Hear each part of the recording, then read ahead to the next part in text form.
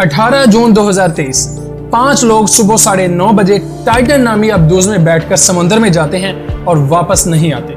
Exact क्या हुआ उनके साथ, वो लोग कहां जा रहे थे और कौन सी ऐसी बड़ी गलती उन्होंने की जो उनकी मौत की वजह बनी। इस इंसिडेंट की तमाम तरह इंफॉर्मेशन आपको इस वीडियो में मिलेगी। तो सबसे पहले रिक्वेस्ट है कि चैनल को सब्सक्राइब और वीडियो को लाइक कर दें। बढ़ते हैं वीडियो की जानिब। The U.S. Coast Guard says debris from the Titan has been brought to the surface from the ocean floor. The debris is consistent with the catastrophic loss of the pressure chamber. The arrogance and the hubris that sent that ship to its doom is exactly the same thing that's 18 जून 2023 को 5 लोग Titan नामी submarine में बैठकर समुद्र में जाते हैं और वापस नहीं आते। वो लोग टाइटैनिक का मलबा देखने जा रहे थे जो आज से तकरीबन 100 साल पहले समुद्र में डूब गया था। ये बहुत ही खतरनाक और महंगा एडवेंचर था। इस सबमरीन में बैठने वाले हर एक शख्स ने सिर्फ चंद घंटों के टूर के तकरीबन 2 करोड़ खर्च किए थे, क्योंकि टाइटैनिक का मलबा समुद्र की बहुत ज्यादा गहराई में है, तकरीबन 3810 मीटर नीचे। इस सबमरीन को समुद्र की इस गहराई तक पहुंचने में सिर्फ 2 घंटे ही लगने थे, लेकिन 1 घंटा 45 मिनट के बाद इसका राब्ता इसके स्पोर्ट शिप से मुनक़ता हो गया। सबसे पहले तो आपको ये बताते चलें कि ये सबमरीन नहीं थी बल्कि सबमर्सिबल थी। ये दोनों अल्फाज सुनने में एक जैसे हैं, लेकिन ये एक दूसरे से बहुत मुख्तलिफ हैं। सबमरीन जो होती है उसकी अपनी पावर्स होती हैं, उसको लॉन्च करने के लिए किसी एक्सटर्नल शिप या बोट की जरूरत नहीं होती, जबकि सबमर्सिबल जो होती है उसको समुद्र में ले जाने के लिए और वापस लाने के लिए एक्सटर्नल शिप की जरूरत होती है। इस केस में जो स्पोर्ट शिप था उसको पोलर प्रिंस कहा गया है। लॉन्च के तकरीबन 1 घंटा 45 मिनट के बाद इसका राब्ता पोलर प्रिंस से मुनक़ता हो गया, लेकिन उसके बाद भी पोलर प्रिंस की टीम को था कि ये अपना टूर 4:30 बजे तक करके वापस समुद्र की सतह पर आ जाएगी, लेकिन ऐसा नहीं हुआ। जब शाम के तकरीबन 7 बज गए तब पोलर प्रिंस की टीम को महसूस हुआ कि अब कोस्ट गार्ड को इतला कर देनी चाहिए। जिस जगह ये सबमर्सिबल गायब हुई, ये जगह कनाडा से तकरीबन 600 किलोमीटर बहरे ओकेन्यूस में है।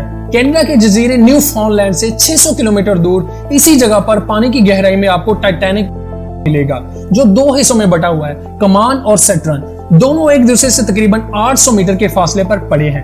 ये सारा ऑपरेशन एक ओशियन गेट नामी प्राइवेट कंपनी चला रही थी, जिसके सीईओ स्टॉकटन रश थे। Travelers who come out will participate in the dives to operate sonar and communication system. Stockton rush ने 2009 में इस ओशियन गेट कंपनी की बुनियाद रखी।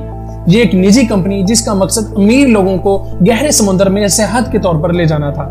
जुलाई 2021 में ओशियन गेट ने टाइटैनिक के टूर्स की पेशकश शुरू की। इससे पहले उन्होंने जहाज के दीगर मलबे और इलाकों के दौरों की पेशकश की थी, जैसा कि आप अभी भी इनकी वेबसाइट पर देख सकते हैं। टाइटैनिक के अलावा वो अज़ोरस और बहामास के मुहिमात पर भी थे।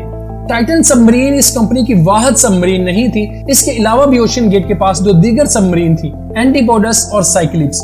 एंटीपोडस 304 किलोमीटर की गहराई तक, जबकि साइक्लिप्स 500 किलोमीटर की गहराई तक जा सकती है, लेकिन टाइटन को 4000 मीटर नीचे ले जाने के लिए डिजाइन किया गया था। टाइटैनिक पर जाने वाला यह वाहिद सबमर्सिबल था।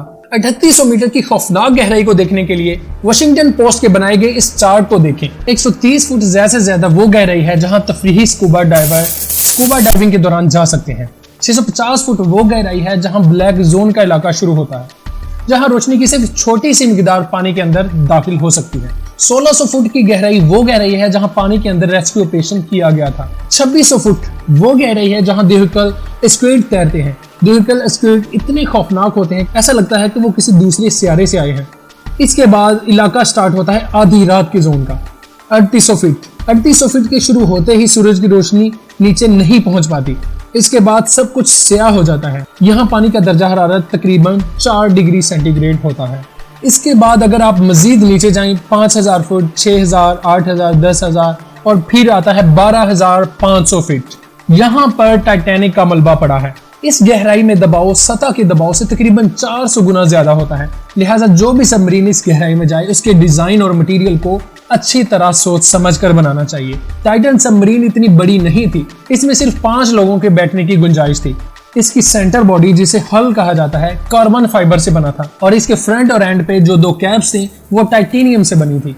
इसकी कुल लंबाई तकरीबन 6.7 मीटर थी और इसका वजन तकरीबन 10,400 किलोग्राम से ज्यादा था। इसका डिजाइन जैसे कि आप देख सकते हैं, बाहर 4 इलेक्ट्रिक थ्रस्ट लगे थे, 2 हॉरिजॉन्टली और 2 वर्टिकली, जिनके जरिए से इसको चलाया जा सकता था।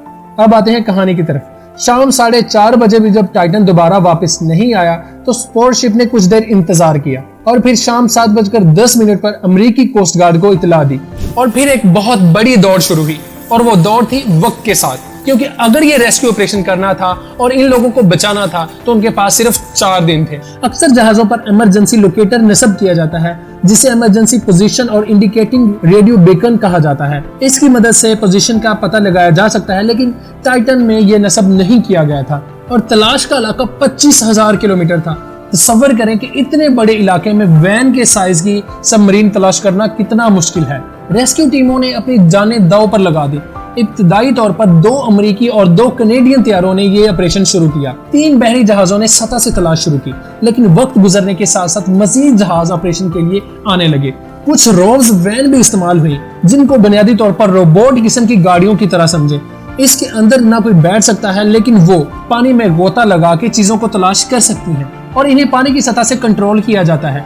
3 ROV टाइटन को तलाश कर रहे थे, लेकिन 22 जून को समुद्र के बॉटम पर एक ROV को कुछ मलबे का सामान पड़ा मिला, टाइटैनिक के कमान से तकरीबन 490 मीटर दूर।